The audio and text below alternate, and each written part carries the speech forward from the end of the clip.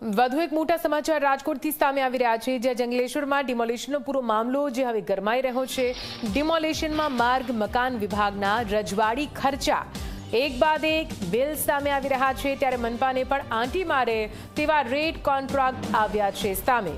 200 ml પાણીની બોટલનો ભાવ ₹9 જેટલો લખવામાં આવ્યો છે। બિસ્કિટના 10 રૂપિયાના પેકેટના 65 થી 70 રૂપિયા ભાવ, મેથીના 200 ગ્રામ ખાખરાના 130 રૂપિયા ભાવ લખવામાં આવ્યા છે। તો આપ જુઓ કેવી રીતે રેટ કોન્ટ્રાક્ટ અંતર્ગત પ્રજાના પૈસાની ધૂળ ધાણી કરવામાં આવી રહી છે। આ તો એક મામલો સામે આવ્યો, એટલે રેટ કોન્ટ્રાક્ટના આ તમામ ભાવ હવે પ્રજા સમક્ષ આવ્યા છે કે આખરે સરકારી બાબુઓને પીરસાતી વાનગીઓથી લઈને પીરસાતું પાણી આખરે કેવી રીતે મોંઘું દાટ હોય છે।